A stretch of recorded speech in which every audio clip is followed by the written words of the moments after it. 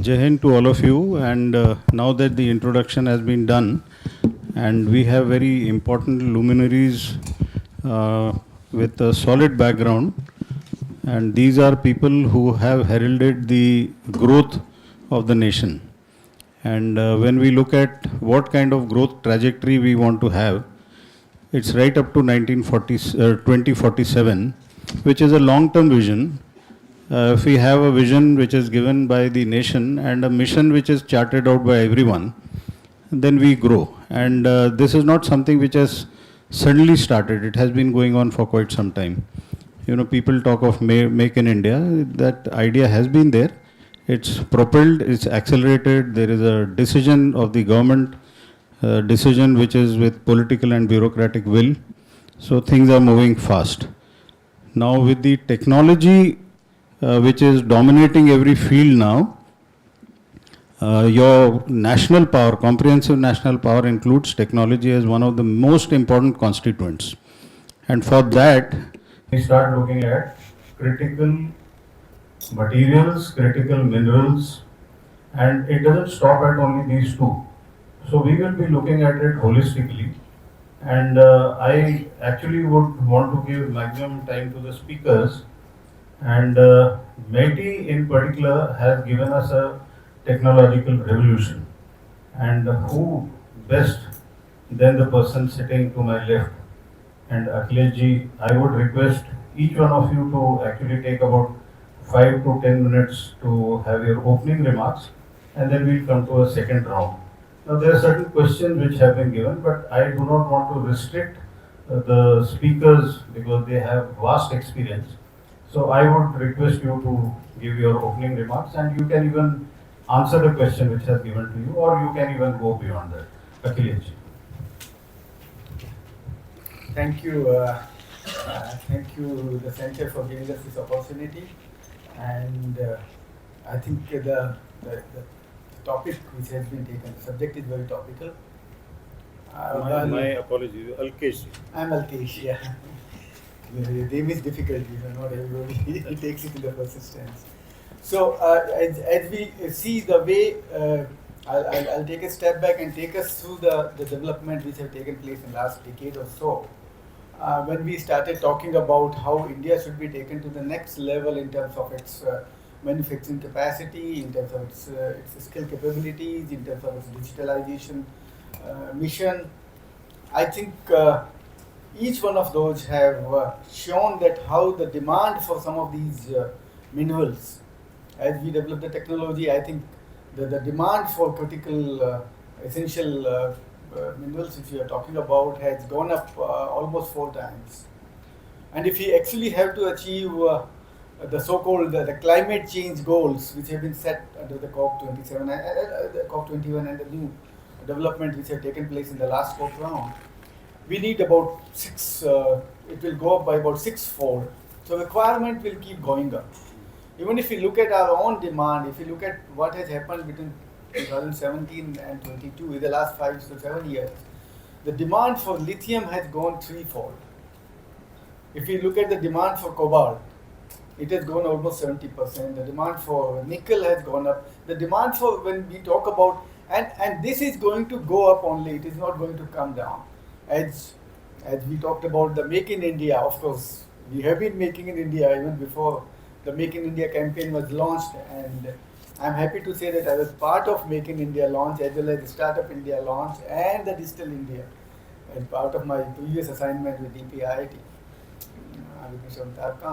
So Make in India has actually catapulted some of the industries. While it has an all-pervasive effect across sectors, but some of the sectors, if I can count them, electronics is one, telecommunication, we have made huge strides in telecommunication.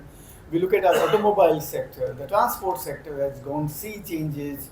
Look at our renewable energy, the power sector has gone substantial transformation, and the semiconductor which has come into being now, which has a mission that we are going to have an investment of about 200,000 crore, which is almost 40 to 50 billion US dollars by 2030. Now, with that kind of a mission, we need more and more of these minerals. You talk about the targets which have been set up by different agencies. If you look at the renewable energy targets, it's 500 gigawatt by 2030. You look at the NITI Aayog, which had set up new targets for electric vehicles. So we need more of EVs, both in commercial cars, passenger cars, talk about automobiles, buses, and each one of these need chips, need some kind of electronics, and all these elements which we are talking about, the essential minerals. I think these are essential. We talk about whether it is lithium, cobalt, graphite, zirconium, uh, in gallium, germanium. I was talking about my semiconductor mission. I'm not a chemistry expert, but I mean some of these things, and if the way we look at, there was a time when Suzuki had to stop its production of automobiles, its cars, because they could get enough quantity of chips from China, or Taiwan for that matter, because of multiple factors. So, unless we have some kind of a security, it is not essential for development, it is essential for our security, national security, because if we have to be self-sufficient in some of these minerals, and so this is the time has come that we have started thinking about it in a way. I'm so happy that we have been talking about multiple things, but then some of these things which are so critical uh, for the complete development of the nation have somewhere been left out. You know, I just to divert, I'm giving an example. When we were implementing the JNNURM, which was the first urban renewal mission in 2005, and I was part of that whole exercise. I was PhD minister, of course, but then I was associated with most of the activities. And while we created big funds for city development plans, for putting up sewage lines, giving all the new buses which you see in the cities have all been JNNURM. But then when we went to the city governments, we found that they don't have capabilities. Their engineers only knew how to fit an electric light on the street, or how to just repair the drains. And when we asked them to use high quality, put up the complete sewage systems, put up the new systems of electricity, the modern kind of traffic lights, they had no idea. Government has no capacity. So we had to create capacity, and then we went back to the government and they said we have no money for this. We have created money for all the hardware, but there is no money for software. And then we luckily had a UNDP project coming up, and I was lucky to have been selected for that. And then we said we will create capacities in cities. So we picked up. So I mean, this is something which is so critical, but then sometimes these vital elements get missed out when we talk about large, in the larger picture of many things. So I'm so happy that, and MeitY essentially has taken a lot of initiatives in the last couple of years, which maybe I'll talk about those. But right from technology development, we talk about compute capacity, we talk about how do we ensure that we are able to predict better forecasts for our floods in the rivers, or the monsoons, or the cyclones, and also to develop AIs, artificial intelligence missions. We talk about on semiconductors, C-DEP, CMAT, on material science. A lot of development is taking place. So MeitY has been playing an active role in developing some of these critical minerals for the development, for doing a lot more research and development on that, as well as exploring new avenues, how do we develop these things. So I think that's a critical area, and I'm so happy that C-DEP has taken this good initiative for this. Thank you. Thank you, Alkesh. And one thing which is very clear, the select audience which is here, everyone obviously loves India, that's why you are here. And those who are on the stage have tremendous amount of experience. They've been practitioners, they've been developers, they've been designers to the journey of the Indian progression. So what you heard just now is personal experience for I think nearly 4 to 5 decades, I would say. And that's not easy to handle. It's a long journey, and obviously to sum it up in 5 minutes was quite difficult, but we're lucky to have you here, sir. I want to now switch over to Vikram ji to ask you, because you are a part of Midhani and you are deeply involved in the growth and especially the critical elements that we need for our country's growth. So let's hear your experience. My name is Vikram Cairae. I am Additional General Manager and the head of the armor unit at Rohtak. That's the new area where we have developed another means of Atmanirbharta for the armored requirement of the forces and the police. Rightly said by General Saab that Midhani's chief uh, reason of getting conceptualized was the strategic requirement of materials, minerals, and the metallurgical requirement of the armed forces.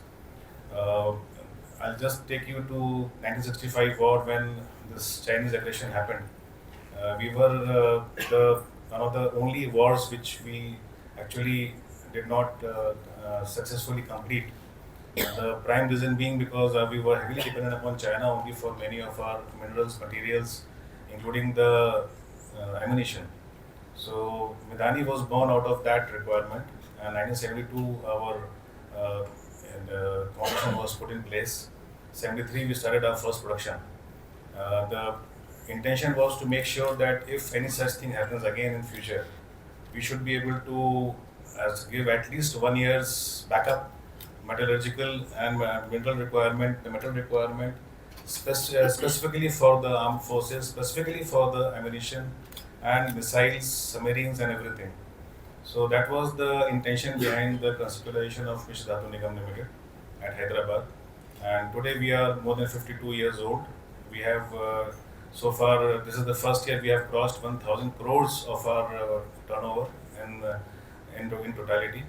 Why I'm saying this as a major achievement, because unlike the other metal and steel manufacturers, Midhani does not make a normal steel. It does not make normal alloys. It makes very special super alloys, which have its exact requirement is not at all visible to the general public so far. So we basically play behind the doors. We play behind uh, the actual arena of action, which happens, which is visible to everybody. To give you a very simple example, if you see any GSLV, PSLV, any of these space vehicles which are going to outer space, all the metal elements in that is 100% Midhani material. It is nothing which is non-Midhani so far. There have been a lot of people coming up now saying that we can also do it, but Midhani was the first one to give 100% trouble-free, fault-free material since the 1980s. Similarly for the missiles, similarly for the submarines manufacturing, and lately for all the HAL manufacturing of aero defense requirements, Midhani has been developing the materials and supplying to these institutions like HAL for the ordnance factories. Our dependency, however, remains quite a lot on the import of these critical minerals.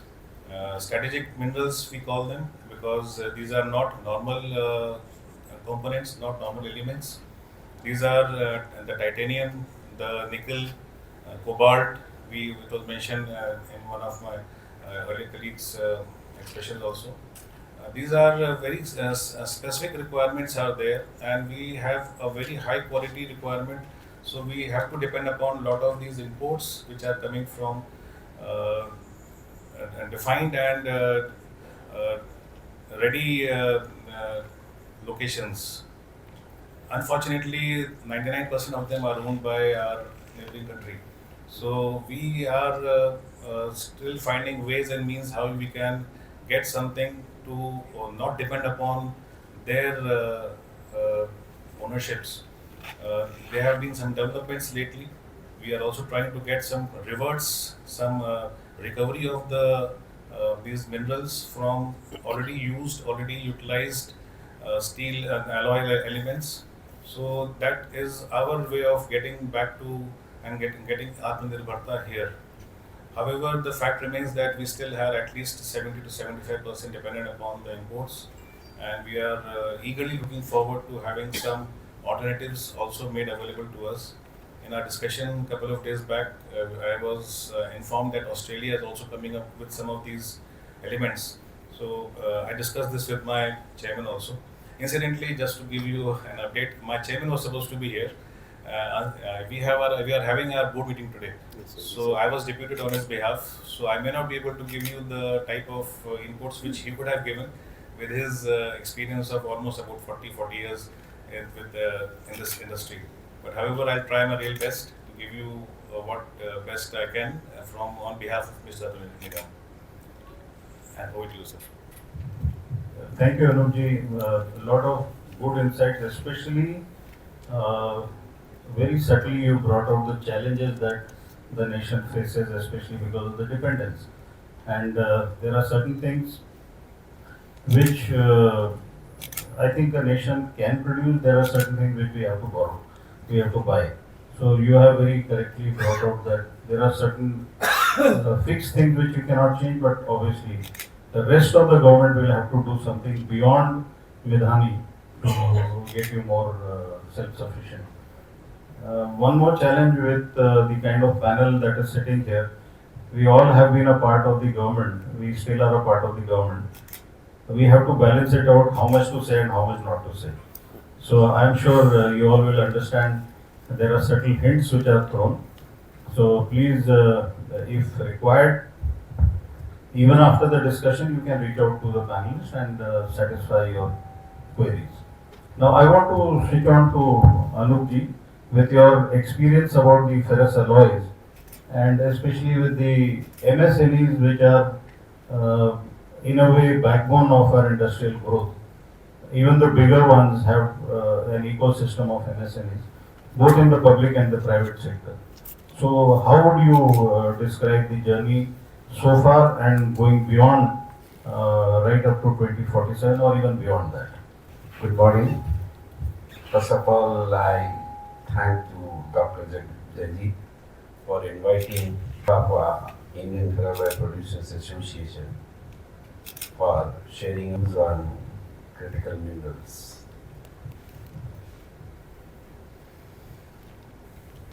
We are here for discussing on critical minerals. I would like to highlight some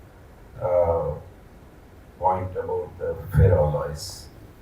Ferroalloys is alloy of iron with some other metal, and there are few minerals which is available in bulk, and so resources are available in India, and few minerals are not are critically not available in India. So bulk minerals alloy called bulk ferroalloy, and these critical mineral alloys are known as alloy.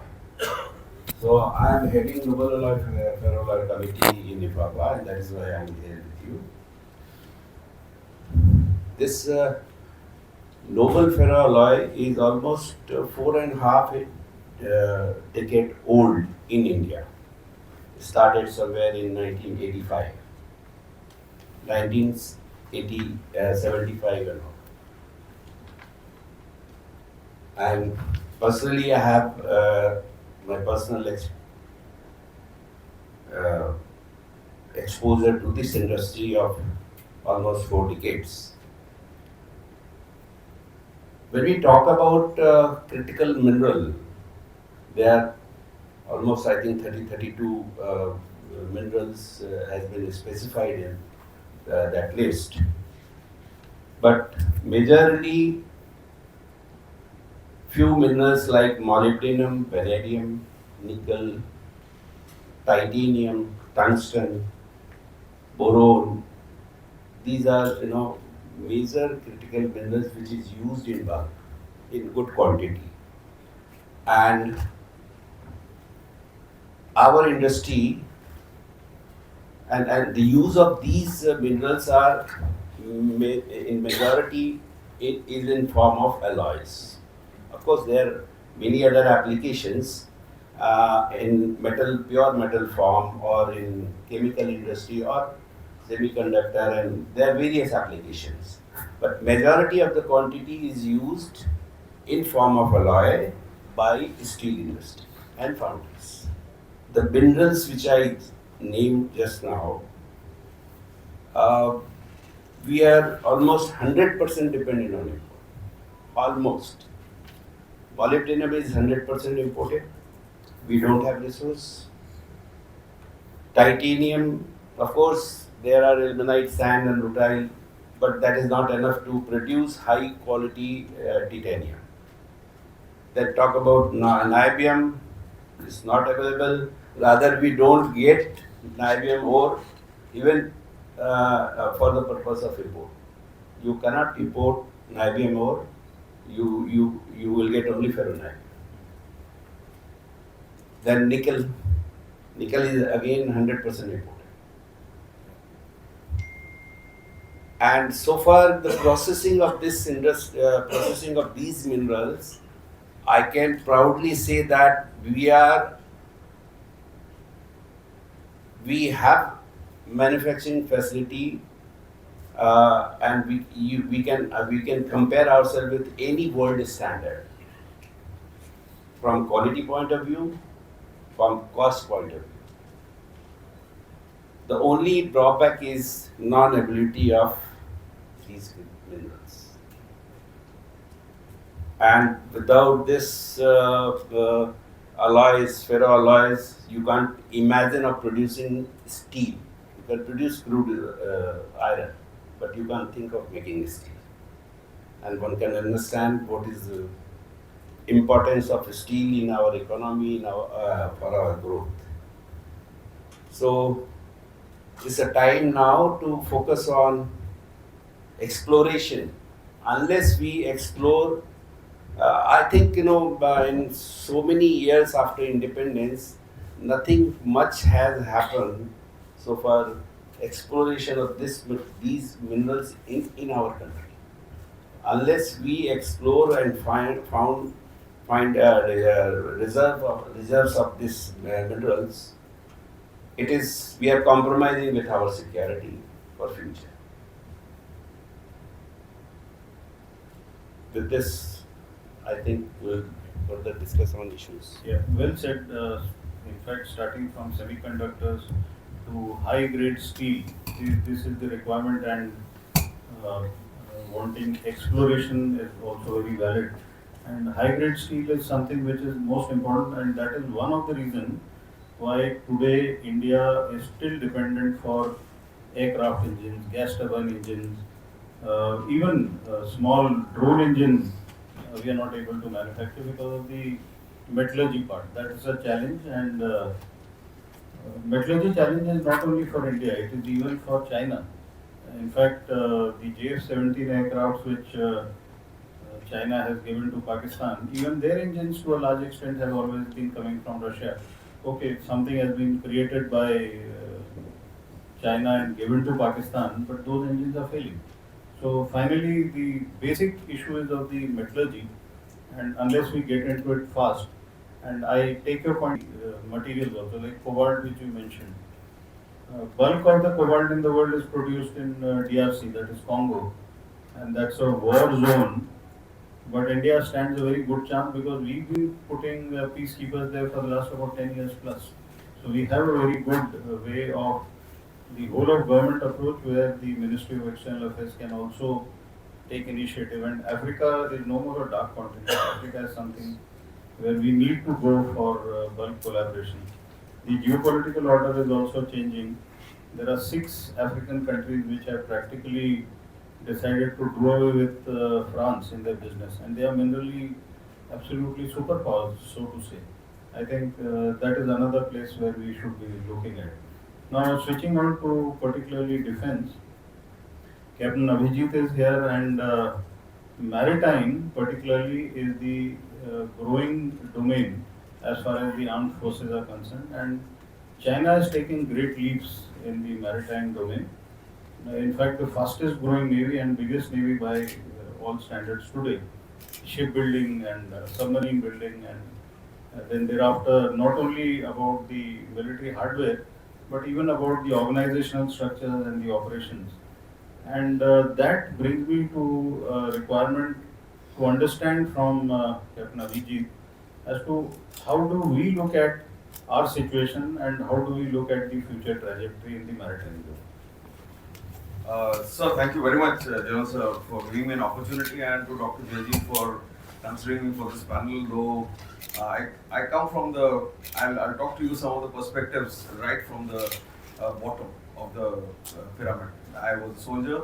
I had a lot of problems. I can see in the last couple of sessions or few sessions, a lot of macro problems were being brought in. So I thought I should get a soldier's or a naval officer's viewpoint here, because the decision makers are here, the industry is here, academic is here, the government machinery is here. So first I start with how the Navy works. So the Navy, as you see the operational warfare, I'll take 5 minutes precisely. We have, our first mission is to float, first mission is to float, then to move, and then to fight. How have we indigenized it? How have we become Atmanirbhar? I would like to give some of the success stories. The first thing is to float. That basically means you need a hull. Hull is the body of the ship, and I have got a lot of my hull constructor officers who are doing special MTech courses here. I must share with you in a small incident in 2006 or 2005 when I was in the Directorate of Ship Production. We had a parliamentary question. Parliament wanted to know why we went for a company called Fincantry, and it was with the previous government for buying our tankers. And the questions were so beautifully, made by their competitors possibly, that the entire naval headquarters, including me, I was at the last bottom of the chain. We had been just finding answers as to. So the question what they asked was, the steel which Fincantry is using is not as good as what the Russian shipyard is going to use. Somehow we managed that, but with a great pride I would like to say that today the entire Indian defense shipping is based on DMR 249 Alpha and DMR 249 Bravo steel, which has been made by SAIL, and it is patented by DMRL, that is the DRDO DMRL labs, Defense Metallurgical and Research Lab. And today, we as naval officers, when we are pushing files, we don't have anyone to question us why we are seeing this like nomination. There is our own indigenous product, so the entire float part is indigenous, and very proud to say that, sir. The second part comes to move. When we look at moving, that means I need a propulsion system, I need a navigation system, and I need a communication system. 3 things. Propulsion. If I tell you our diplomacy is so strong today. In this Ukraine and Russia war, there's a factory called the Zarya Maastricht factory in Ukraine. It was under Russians, where it is a very major manufacturer of gas turbines, and on these gas turbines, the Indian Navy sustains. Our engines go there back for overhauling.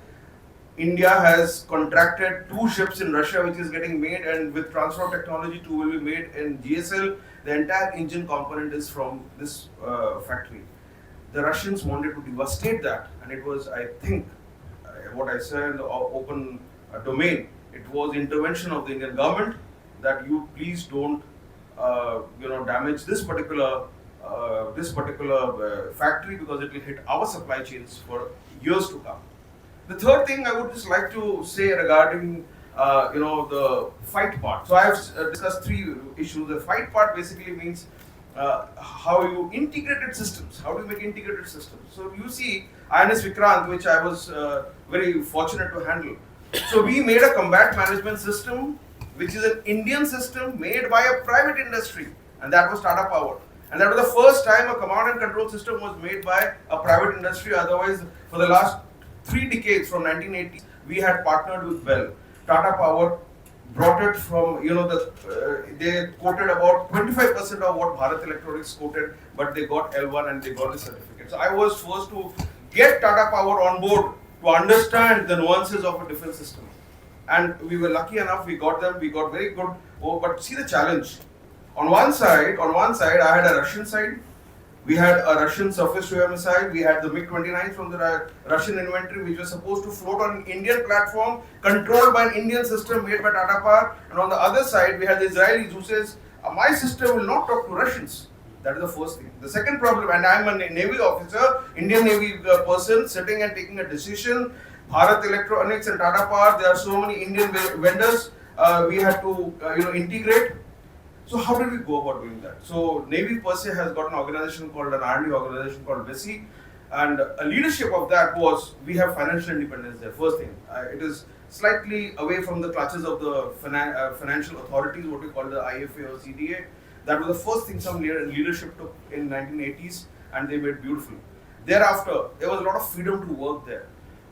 And to that extent, I'm telling you about Atmanirbhar, some of the stories which I'm really telling you, will really motivate this forum to understand there is a need to, why there's a need to, promote Indian defense businesses. And so there was this Israeli guy, he says, my system will not talk to the Russian system. The Russian says, I can't give my code to you.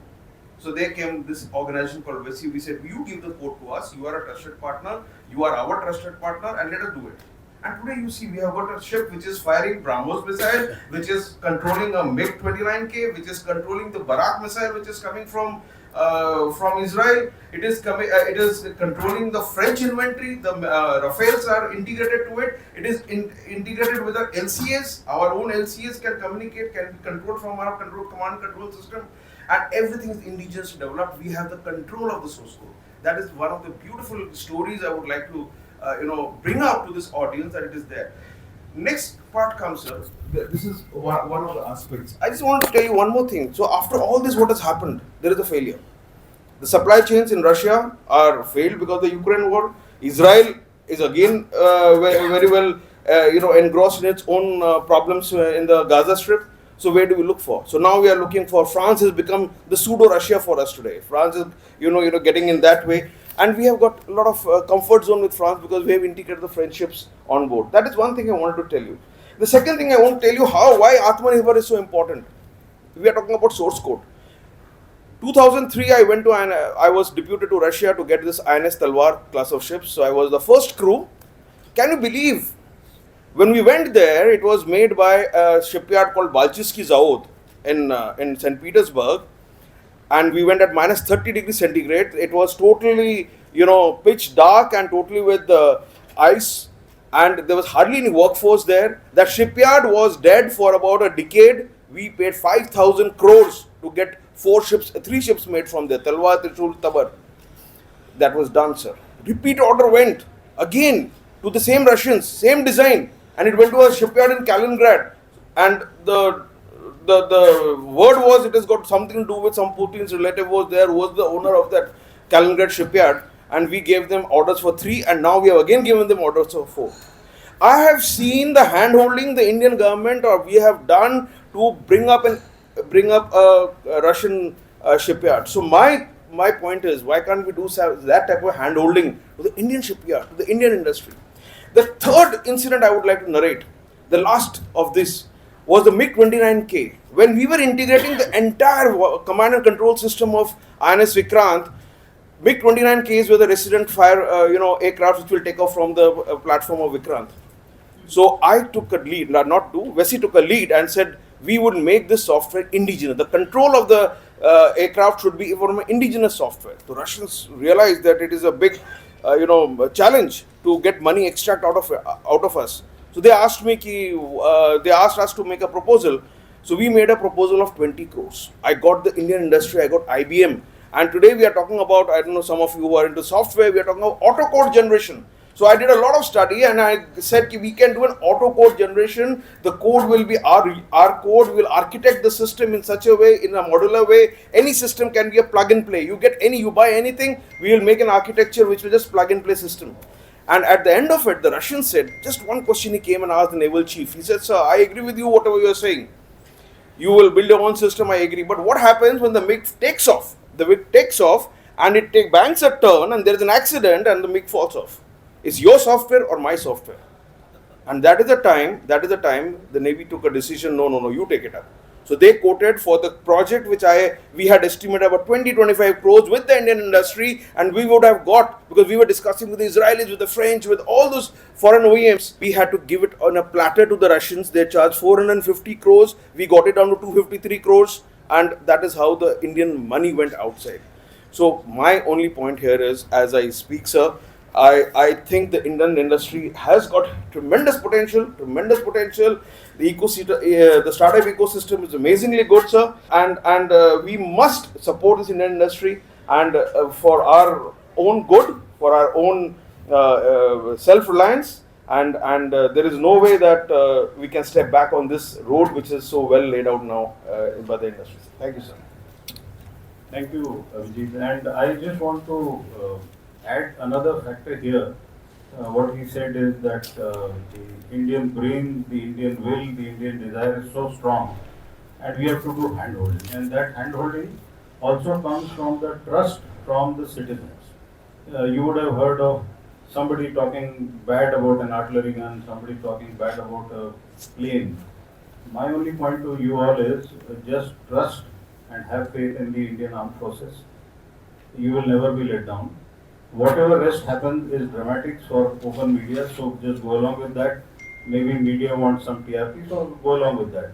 But at the core of it, what Abhijit explained, say for example, VESI. VESI is a dream come true. And that is how most of the indigenization has been achieved by the Indian Navy, something which all of us need to follow. So anyway, that is the first part that we have covered so far. I again want to come back to Alkesh and ask you, now that we are looking at new domains and new kinds of wars and the kinds of cyber issues and the information warfare and then space, how do you look at India moving faster, because the race is between us and our adversaries? Are we going to do only catch up, or we will have some capability, and we know the criticality of semiconductors, and obviously you would have some insight for all of us to know. No, thank you so much. I think he had said the context about how we are moving towards indigenization, and I would like to share my own experience of implementing titanium metal project. That was something which, when I took charge of after my UN assignment, I went back to my cadre and I became Secretary of Industries. And the Defense Minister happens to be Malayali. And he called me and he said, we lack titanium and Midhani buys it from, Russia. That was the time when they used to buy from. So we started talking to Rosobaran, and finally those guys were playing, they were not too keen. So finally we set up a committee. I think it was Director Bach in those days, I think Dr. Banerjee or something. Dr. Malkandaya from DMRL, then we had from NPC, somebody was there from the Nuclear Fuel Corporation, NFC, and VSSC Director. We set up a committee and then we visited, as you had gone to St. Petersburg, we went to a place called Perm and beyond that. And then just to have a look at how they manufacture titanium. Now we had this KMML, the Kerala Minerals and Metals Limited, which produces the best quality titanium dioxide in India. Not only India, I think it's one of the best in the world. So we were exporting titanium dioxide, we are giving it to all the paint companies and all. So we thought, why don't we go and start making it? So it was an indigenously developed technology where all of them were involved, DMRL, VSSC, and NFC, and BARC, and then of course we. So we started setting up, and in 2011, in fact the Defense Minister, Mr. Antony, told me that, will it come up before I leave or before you leave the cadre? Because we have a 3 year schooling off, So I said, no, I'll do it before I leave the cadre, because his tenure was till 2013, elections were only in 2014. So we commissioned it in 2012 February, 500 tons, and I think the VSSC and even Midhani now, so they buy this titanium metal. So there have been multiple stories of commitment and passion which has come from the scientific organization like DMRL, BARC, VSSC, and of course the department have to take a proactive role. Somebody has to, actually you really have to catch the bull by horns, because when we visited those guys, they were playing all kinds of, upper hand that no, we only have technology, and it was only 5 countries before KMML got into this, who had these technologies. And there were some offset clause, and they were demanding huge amount in terms of royalty or whatever they call it. I don't remember the names now, but then they said we'll give you technology, but then this is what you have to give it to us and all that. But finally we were able to develop that, and that's being done now. Second one was about BrahMos. There were some components of BrahMos which were being made by one of the Kerala PSUs. And then we thought, there was a lot of issues with that. So we took up this initiative that why don't we marry these two? So BrahMos created an SPV with one of our local PSU. We actually gave it to BrahMos in the sense, I think BrahMos for 51%, we held 49%. The company is still working, and Dr. Anoop, he was the first MD and he was chairman of VRDO in those days. So I mean, somebody has to take, and most of these initiatives, while I was there, I had to tell the government. I thought I'll come to that we have to engage with everybody, with the stakeholders, and we should not. Private sector is not an anathema. I mean, the time has come, and they are the one who can take lead in many things. What we need to do is we have to create a proper environment. We should facilitate, create an enabling environment, and then of course have your own terms and conditions when it comes to national security. So I think having said that, now I'll come back to when we talk about semiconductor. I think that's something which, whatever we say, we can't live without the chip now. Whether it is your automobile, your machine, your washing machine, your anything we do, and with that we need all these minerals. And while we have been talking about data privacy and data management, but cyber security threats, as we move into more of digitalization, cyber security threats are also increasing. India gets the maximum attacks, cyber attacks, on a daily basis. And most of these are from the state actors, not only from our neighbors from both sides, even the countries in the Europe and America. We are getting attacks from them, so we have to create a system, a cyber security mechanism whereby we should ensure that our firewalls are strong enough. We should have our gateways which are strong, so that we ensure that nothing gets filtered and infiltrated into our systems. Government is actively working. We have agencies. I mean, obviously we can talk about those when we meet, and then of course national NSAC is also working quite actively on that.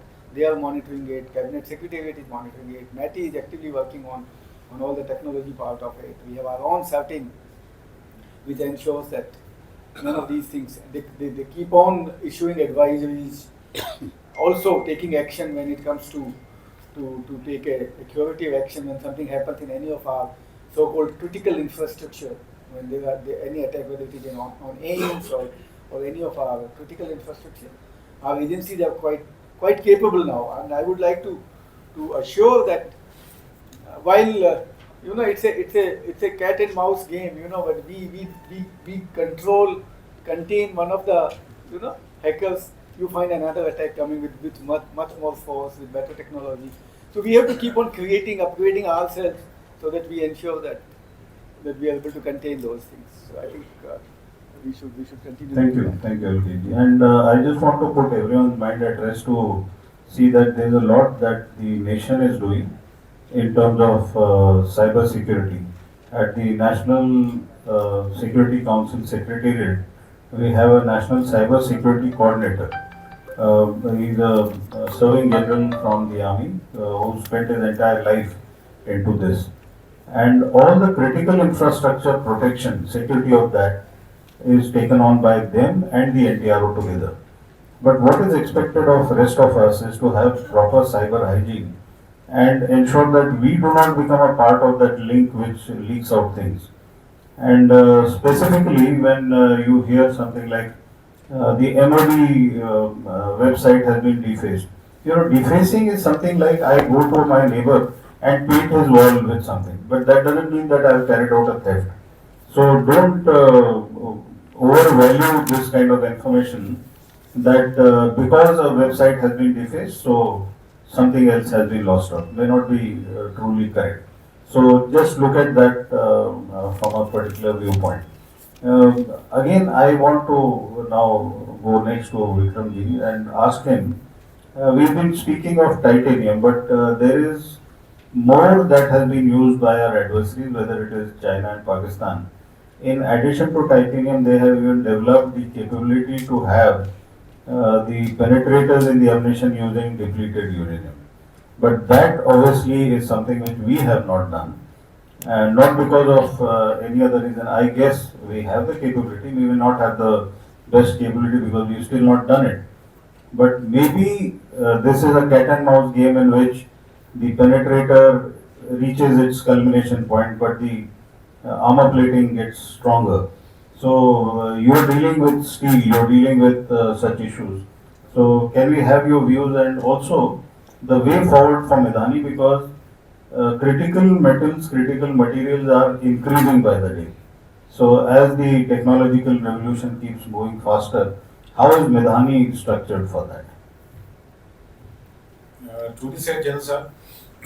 The advent of metallurgy has been so fast that people have actually moved from metal metallurgy to composite metallurgy.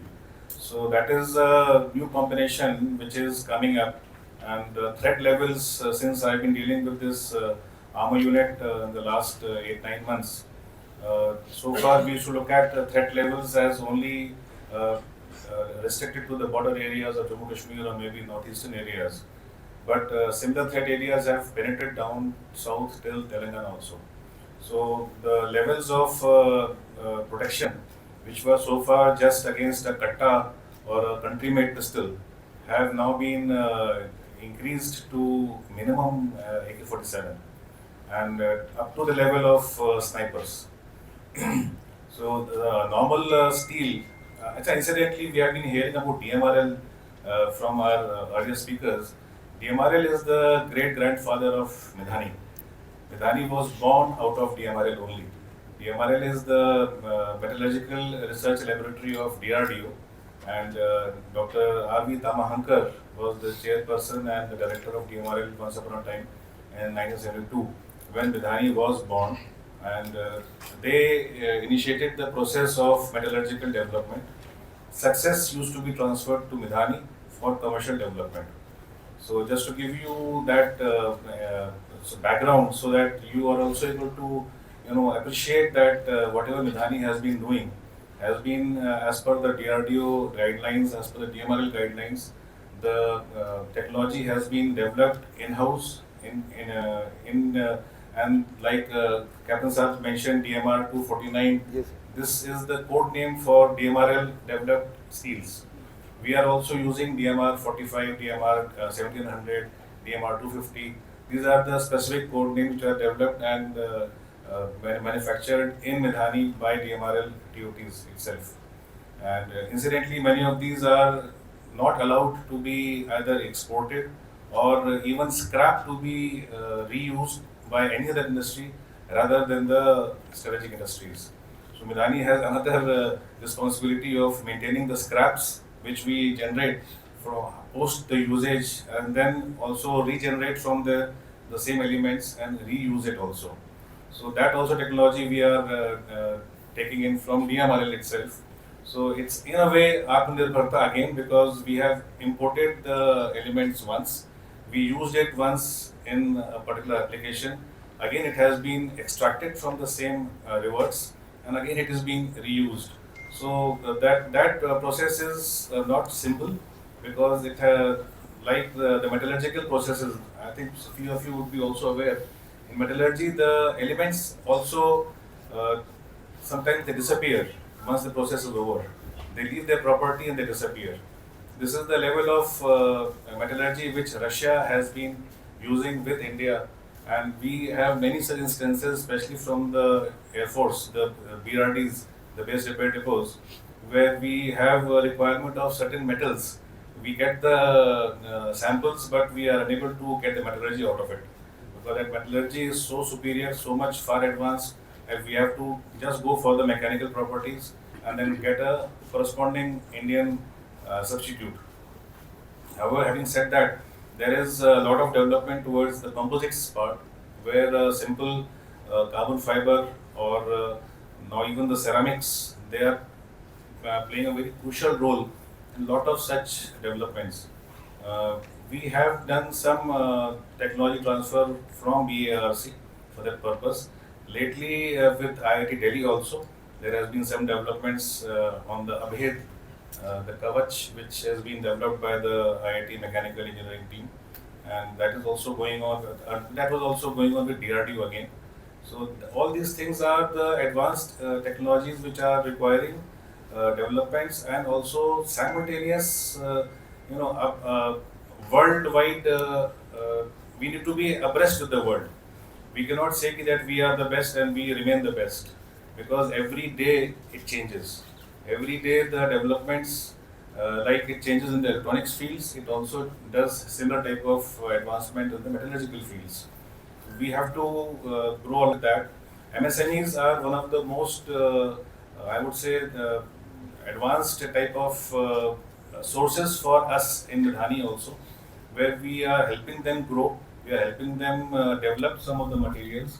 They have the flexibility of decision making, they have the flexibility of financial investments, where we have some uh, guidelines from the government. So with that in place and with the new technologies coming in, we are getting lot of advanced metallurgical and ceramics into our roles. You will be hearing from us quite soon in the next, I would say, couple of years time itself, where the advanced production of so far the ALH, the even these Apache, which has come from again HL is developing those, are getting all, they are getting armored.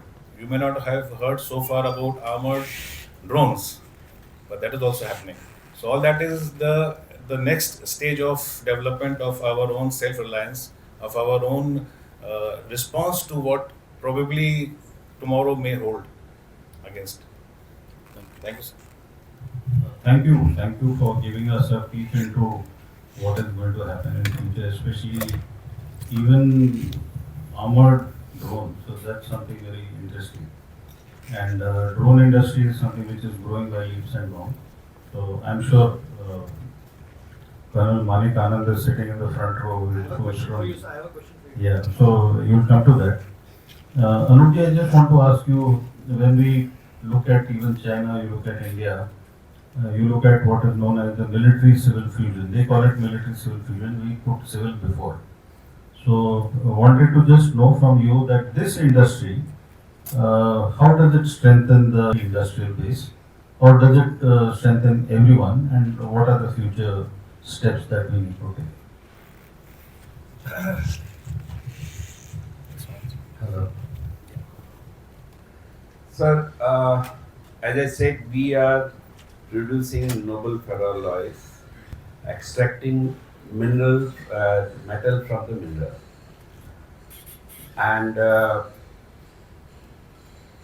all these metals are in oxide form in nature.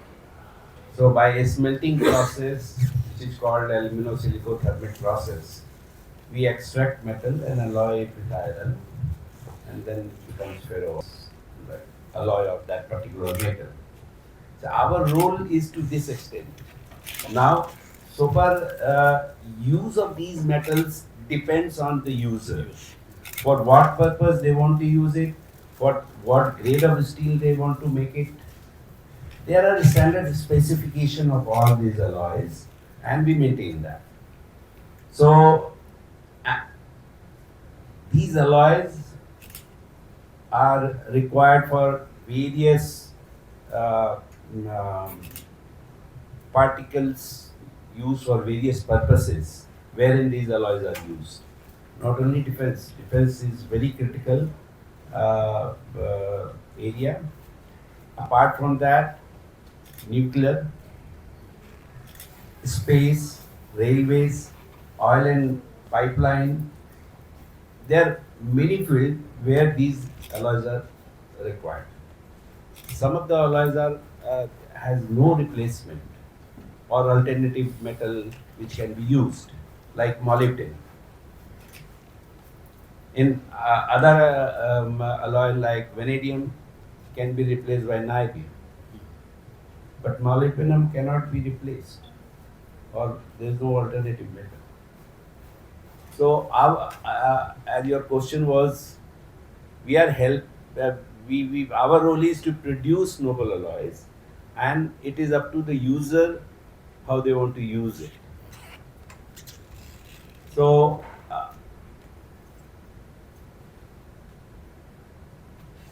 and I will throw some light on this industry in India.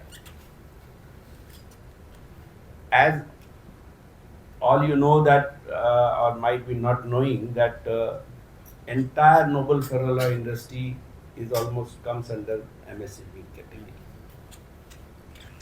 because of its nature, technology. It needs low capital but high working capital is required. And being MSME industry, uh, we have certain limitations. This industry is unorganized. Problems of this industry we have to face, and uh,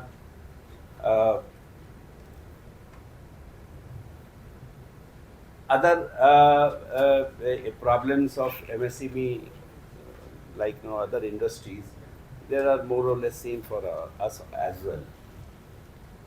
The capacity of this industry in India at present is around 30,000 tons, which I am expecting by end of this financial year it will increase further by 40,000 tons, by another 10,000 tons. But the utilization is less than 50% today. And it is mainly because of the import of finished goods. We have capacity, we can make quality product at a competitive price. We are not afraid of imports. But still we need the level playing field. Problem is that finished goods is imported at nil rate of duty. And we are paying duty on raw material. I don't know how this policy has been drawn, but that is the problem for this industry. If duty on raw material is removed, we can not only cater India's requirement, but we can export as well. And unfortunately, for this we are running from pillar to post since last 4 years. I don't know to whom approach, and otherwise I don't know what will be the future of this industry. Thank you, sir. Yeah, well, I would like to throw some more point.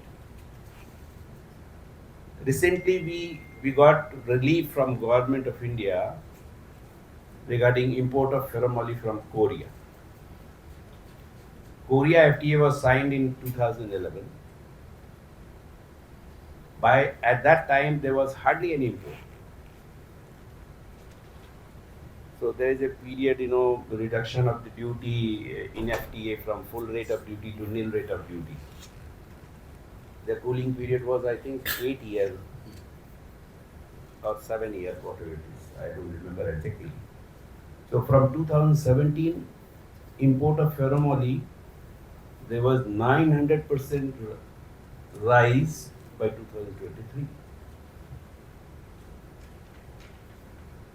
which was almost 45% Indian demand. We had capacity of and we were producing only 6,000 to 7,000 tons because of these imports. And the reason was duty on raw material. Finally, in 2023, DGTR gave his bilateral safeguard investigation report, and after 6 months, notification was issued for safeguard duty. Again, why it took 6 months? And DGTR in his investigation report has clearly mentioned that the duty on raw material is affecting domestic industry. So, ministry should have taken so moto action on that, but nothing has happened. This safeguard duty is for 2 years. After 1 year, the duty will be reduced to 75%, and next, by end of second year, it will be 0. Then what again? Again, we have to run to the ministry for considering again imposing safeguard duty.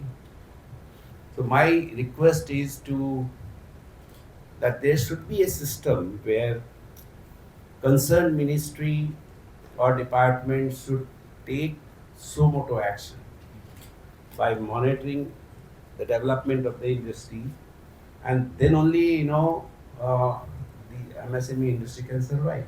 Otherwise, we don't have resource, we don't have connections. I'm today very sorry to say that we find it difficult to approach our line ministry or any of the ministry. We don't get hearing, we don't get audience. Where to go? Otherwise, we are capable enough. We are not afraid of imports. We are capable of facing import challenge. That is what is my submission. And for protection of our industry, there are other measures like non-tariff barrier. We have requested ministry to issue quality control order, and then BIS certification will be mandatory. That's all we can do. Thank you so much. I think, Jayji, this is what you had thought of extracting in this discussion, and maybe one of the follow-ups of this seminar could be, maybe this is the right time when the government will be looking at what to do in the next 100 days. Maybe this is something that you can plant there. Now, switching back to Captain Abhijit, there's the last question.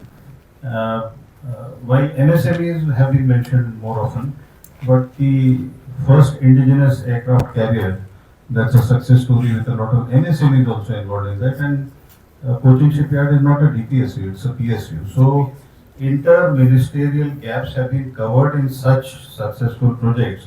And I must tell you, while the issues have been highlighted, after the launch or after the aircraft carrier went to sea, on a particular day, the Minister of MSME and we went to Kochi and we honored those 100 MSMEs which had participated in that. I think most important is to give a lot of recognition to the MSMEs who otherwise struggle to survive. So that is one point which Abhijit and again a lot of contribution by Resi also in that. My point here is going beyond this and let us say again inter-ministerial collaboration. So one of the issue for critical minerals is this seabed which has been allotted to us in southwest Indian Ocean. I don't think we've done a lot there, and maybe MOES, Ministry of Defense, Indian Navy, there's a lot which needs to be collaborated, and you need the autonomous unmanned systems which have to go down. You need the best of robotics, you need the best of AI. So if that is the way forward, because finally, if we are unable to extract these critical minerals here, but there's something else on the offer. There are certain places abroad where there is a supply chain choke point and choking technology and choking materials.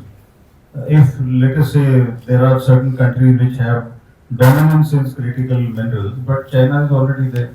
But there is a seabed which we can possibly look at, and I believe there is a lot of cobalt there. Can we have your views on this?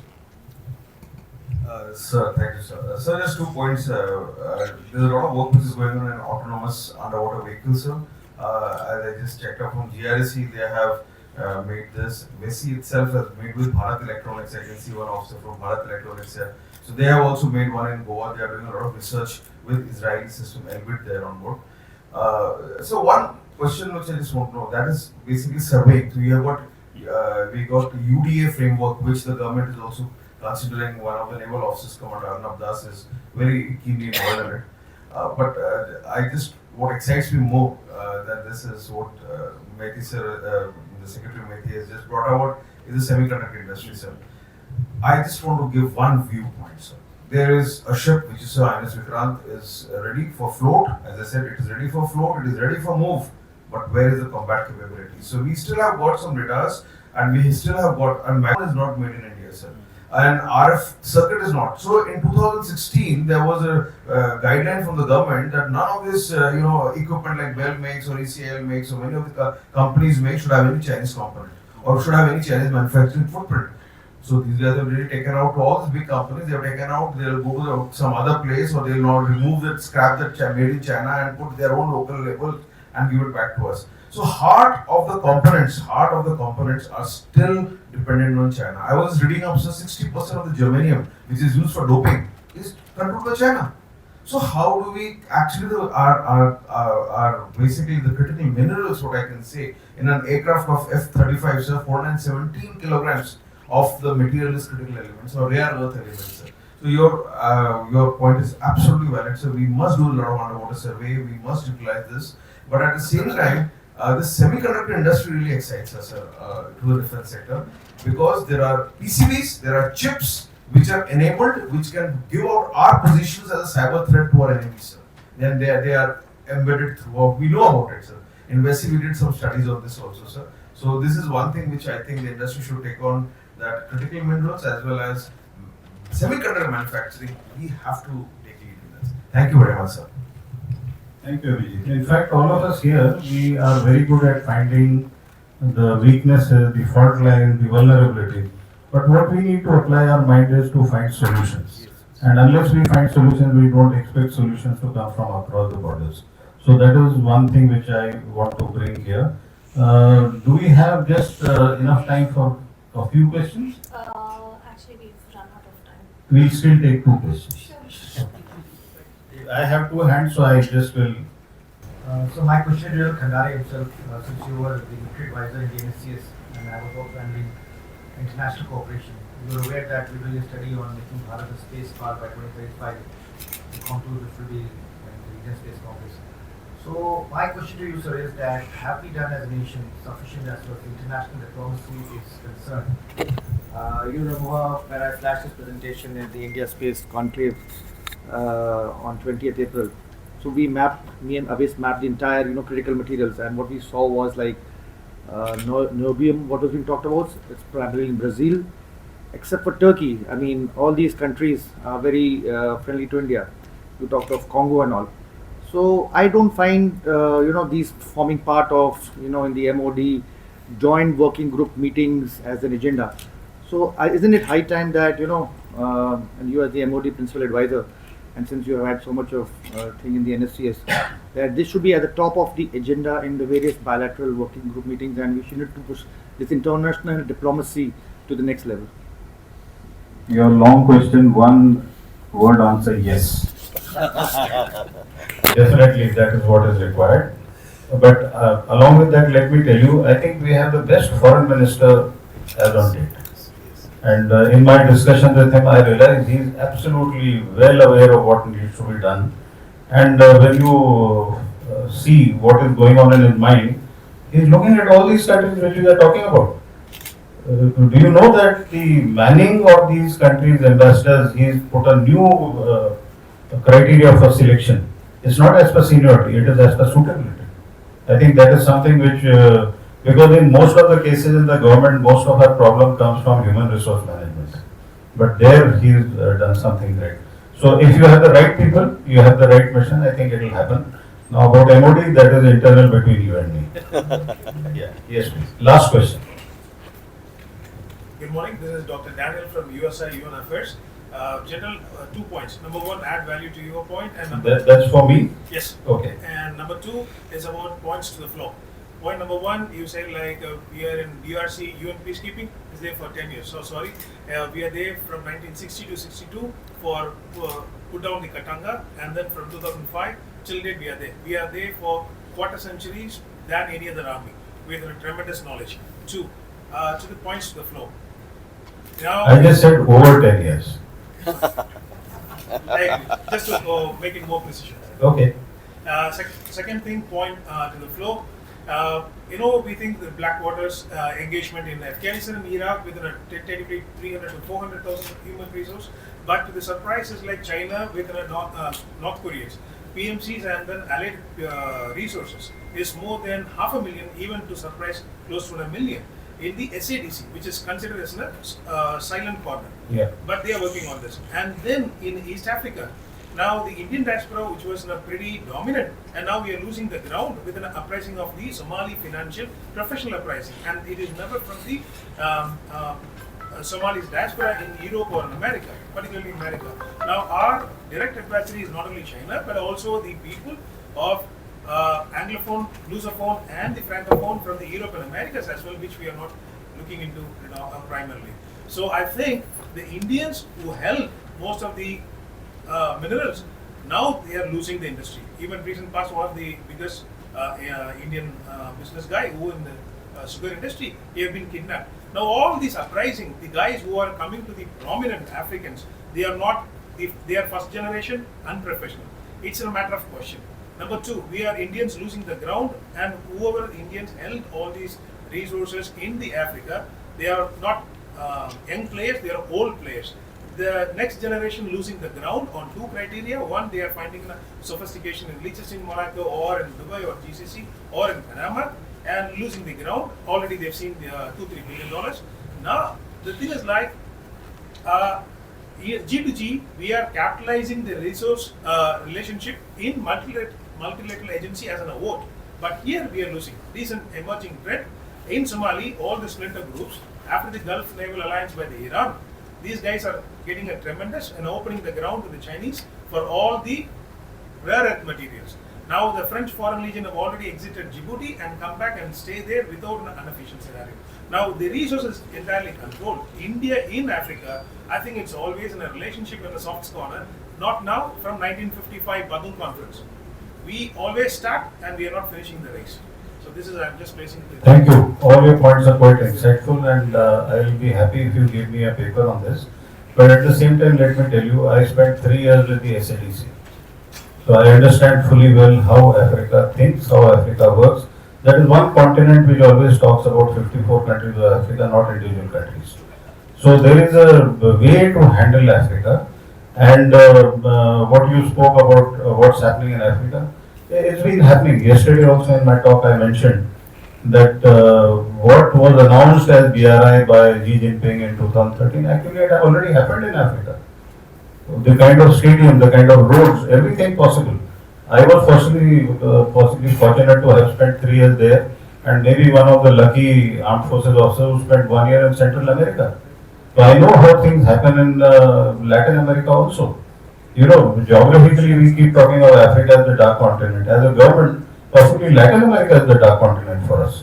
So we need to get, and that's why I said that again, the interministerial gaps are being covered by the government doing things slightly differently from what it was happening earlier.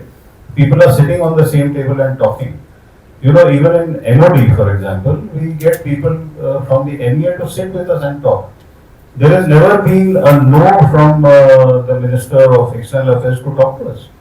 So there are things which are happening. Yes, we are carrying a past baggage, whole lot of it, but it doesn't stop there. And two of the points which I wanted to mention, Jajit, here is critical metals, critical minerals is fine.